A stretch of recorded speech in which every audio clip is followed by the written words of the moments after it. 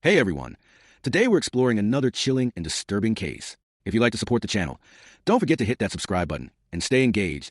It really means a lot. I truly appreciate it. Now, take a deep breath and let's dive in.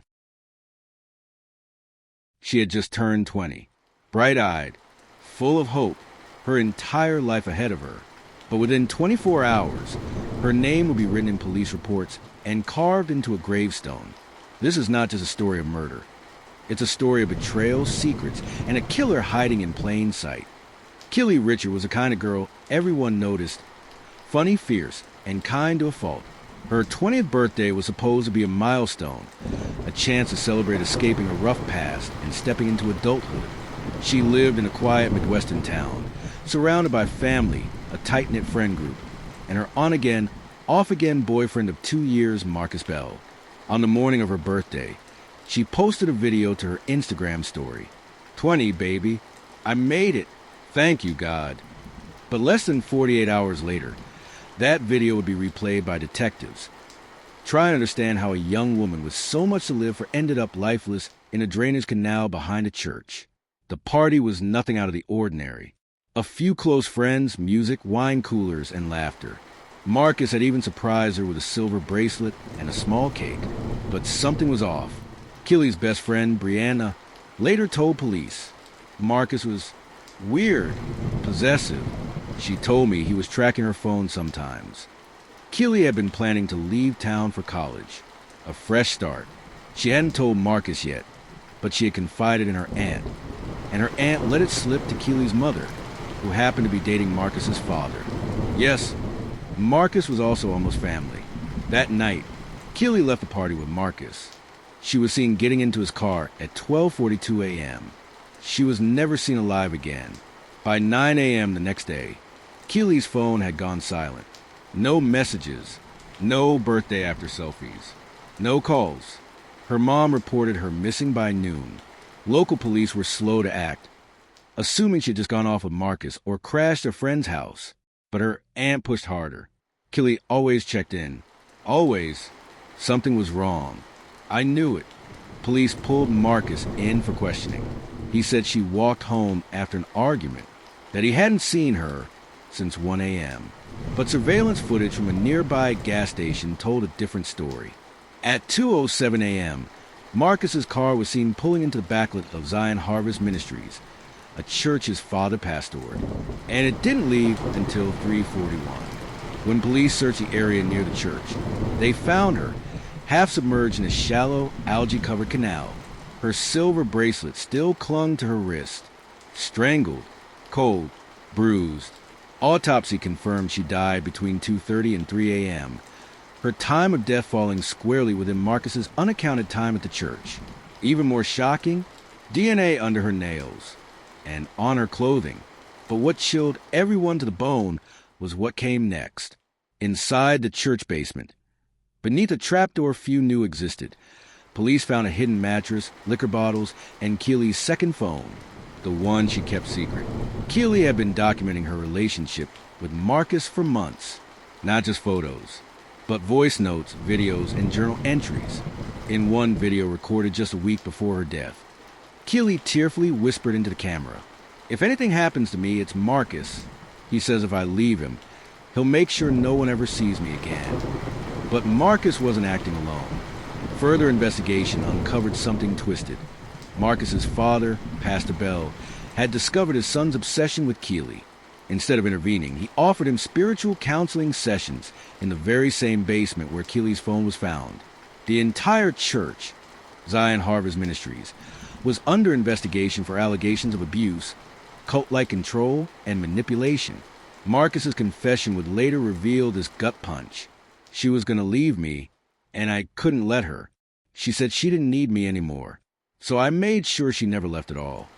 Marcus Bell was arrested for a first-degree murder. His father, the pastor, was charged as an accessory and for obstruction of justice. The church was shut down. Dozens of members came forward, telling horrifying stories of spiritual manipulation and silent control. Keeley's story made headlines across the country, not just because she was murdered, but because her killers were people she loved, people who claimed to love her back. Keeley Richard was buried in a pink dress, the same one she planned to wear to her college orientation. Her family still holds a candlelight vigil every year, but the question haunts them daily. What if no one ever found her phone? What if Marcus had gotten away with it? And how many other girls trusted the wrong boy, walked into the wrong room, and never walked out? This was not just a murder. This was a warning. But just when her family thought the nightmare was over, a chilling voicemail surfaced. A new name, a second girl, and a haunting truth Keeley tried to reveal before it was too late. Just days after Keeley Richard was laid to rest, her mother received a voicemail from a blocked number. One sentence, 6 words, and it changed everything. Keeley's mother, Leah Richard, was sorting through condolence cards when her phone buzzed. Voicemail, no caller ID, timestamp, 2:12 a.m. A trembling voice whispered, check her second journal. She knew. That was all. Investigators had already found Keeley's hidden phone in the church basement, but now they combed her room again, this time with a warrant. Under a loose floorboard, they discovered a notebook wrapped in pink tissue paper, labeled only, do not read unless I'm gone.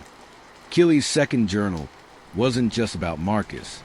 It mentioned another girl, Savannah Merez, a 17-year-old who had attended Zion Harvest Ministries until she moved away abruptly last year. Except she didn't move. She disappeared. The journal read, Savannah told me what the pastor did. She was scared, and then she vanished. They said she ran off, but I don't believe them. Not anymore. Keeley believed Savannah had been silenced, and she feared she would be next. Police reopened Savannah Marez's missing person case. Her last known location, a youth retreat hosted by the church. Marcus Bell was there. So was his father, Pastor Daniel Bell.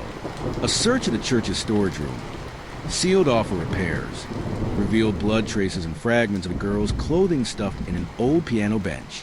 DNA confirmed it. Savannah Marez was dead. Now, it wasn't just a murder. It was a serial cover-up. Zion Harvest Ministries, which had presented itself as a place of healing and holiness, was a tightly controlled religious cult. Members signed purity contracts. Girls were counseled privately by Pastor Bell. Dissenters were shamed or disappeared. Keeley had seen through it. She wanted out. She wanted to expose them. In one of her last journal entries, she wrote, they keep their sins in God's name, but God isn't here. He left this place long ago. After news of Savannah's DNA came out, more women stepped forward. 3 former members. All said the same thing. They had been groomed, gaslit, and threatened. 2 had attempted suicide. 1 had tried to report years earlier, but her case disappeared when a local officer, who turned out to be Pastor Bell's cousin, buried the file. It was a web of protection centered around the Bell family. The case was spiraling into something far bigger than a birthday murder. This was organized spiritual abuse. With mounting pressure, the DA's office announced new charges. Marcus Bell, now charged with 2 counts of first-degree murder. Pastor Daniel Bell, charged with conspiracy to commit murder, obstruction of justice, and sexual assault of a minor. Officer Sean Bell, charged with evidence tampering and dereliction of duty. The courtroom was packed. Journalists from all over the country showed up. Keeley's mother wore her daughter's bracelet to every hearing. But even behind bars, the Bells still had defenders. Members of the church picketed the courthouse, claiming the family was innocent and that Keeley had tempted Marcus. One member even tried to assault Brianna, Keeley's best friend, for betraying the church. Keeley Richard wasn't just a victim. She was a whistleblower, a young woman who risked her life to expose a cult disguised as a church, a boy hiding behind a smile, and a system built to silence girls like her. If anything happens to me, it's Marcus. She said it. We ignored it. And now we mourn her. But just when the case seemed closed, another body was found. And this time, it wasn't a young girl. It was someone inside the system. What happened next shocked even the FBI. The story should have ended in the courtroom, with justice served and monsters caged. But just as the dust began to settle, a body was found in a motel bathtub, and the killer was one of their own.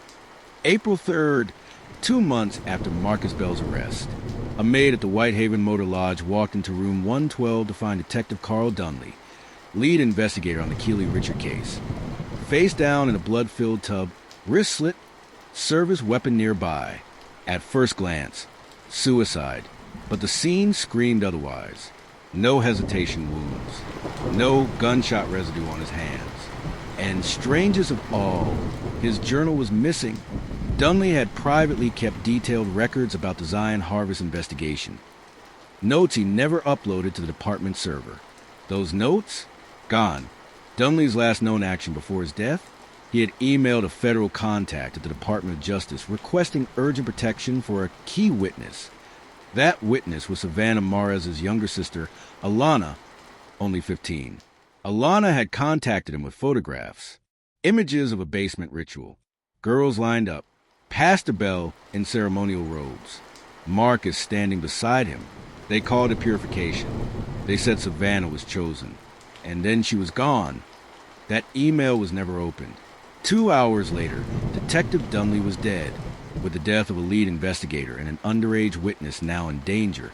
The case was pulled from local hands and escalated to federal jurisdiction. The FBI's Behavioral Analysis Unit stepped in. What they uncovered was horrifying. The church wasn't acting alone. Zion Harvest Ministries was part of a larger, multi-state religious network, a shell organization tied to several missing person cases, funneling money through fake charities and life insurance policies taken out in the names of at-risk youth. Yes, life insurance. Girls like Savannah, Keeley, and others sign up as members, then disappeared. Each death resulted in payouts, some as high as $100,000, funneled through offshore accounts. Financial records tied Pasabel to over $2.3 million in insurance payouts over a decade. One shocking detail. Keeley's name was found on 2 separate policies. One, taken out by the church. The second, taken out by Marcus. He'd forged her signature 3 weeks before her birthday. He killed her, then tried to profit from her death. But he wasn't alone in that. Under immense pressure, the Bell family's former accountant, Jared Fox, came forward. He revealed that Detective Dunley was never supposed to die. He was being paid to back off, but he got too close. The hit was ordered by Officer Sean Bell, Marcus's uncle. Yes, the same cop originally charged with evidence tampering in Keeley's case. Jared's testimony flipped everything. The charges against Marcus Bell were upgraded to include felony murder for profit and conspiracy to commit murder across state lines. And for the first time, a RICO investigation was opened into a church. Keeley Richard didn't just die on her birthday. She died for trying to uncover a network of abuse, manipulation, and greed, rooted in family, religion, and power. They always said she was a light in the room, but they were the ones afraid of what that light would reveal. She wasn't just a victim. She was the key that unlocked everything. But just when the case was coming to a close, Marcus made one final move. A prison note, a coded message, and a threat that someone close to Keeley might be next.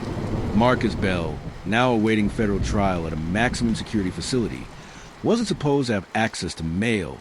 His privileges were revoked after threats surfaced. But on May 12th, Keeley's cousin, Jordan Richard, a quiet, soft-spoken 22-year-old, received an envelope with no return address. Inside, a coded letter, a Polaroid of Keeley, taken weeks before her murder, a piece of her bracelet. The letter read, "She never feared me. She feared you. You showed me the cracks. You gave me the map. Now, let's finish what we started." At first, Jordan denied everything. But digital forensics don't lie. In Keeley's second phone, which had sat untouched for months, investigators recovered deleted texts between Keeley and Jordan. Messages like, "Why are you helping Marcus? You know what he's doing. This isn't just jealousy anymore. This is dangerous." Jordan, it turned out, had once dated Marcus before Keeley, and when Marcus moved on, he chose Keeley instead. Jordan never forgave them. He kept quiet about Marcus's abuse. He fed him information. And the final blow, he gave Marcus the key to Keeley's apartment. The FBI brought in criminal profilers. They described Marcus as a covert narcissist with pathological obsession, but said Jordan displayed something more disturbing: co-conspiratorial emotional sadism. Jordan didn't kill Keeley directly. He watched her suffer from the sidelines, fed Marcus just enough to keep control. And when she died, he showed up to her vigil, carried her casket, cried over her grave. The trial was swift. Marcus Bell was sentenced to life in federal prison without parole. Pastor Daniel Bell received 35 years for conspiracy, abuse, and financial fraud. Officer Sean Bell, 20 years for obstruction and racketeering. And Jordan Richard, charged as an accessory before the fact, obstruction, and conspiracy to commit murder. The sentence, 40 years. Keeley's mother collapsed in court when the verdicts were read. They killed my daughter, but worse, some of them called her family. Keeley Richard never got to start college, never got to see her 21st birthday, never knew how many lives she would save. Because of her, Zion Harvest Ministries was dismantled. 3 other churches across 2 states were investigated. Dozens of girls were rescued. New legislation was proposed. Keeley's Law, mandating stricter oversight on religious organizations receiving state funding. Keeley once wrote in her journal, "They can't take my voice, even if I'm gone." And she was right. Her story, her bravery, became the fire that burned down an empire of lies. She died on her 20th birthday, but the world finally started listening the day after. If you or someone you know is trapped in a controlling religious group, abusive relationship, or suspects foul play, please don't stay silent. Your voice might be the one that saves a life.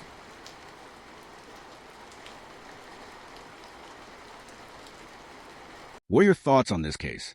Share your thoughts in the comments below. And don't forget to subscribe to the channel to stay updated with more stories, where each case isn't just about crime, but also offers a lesson for life.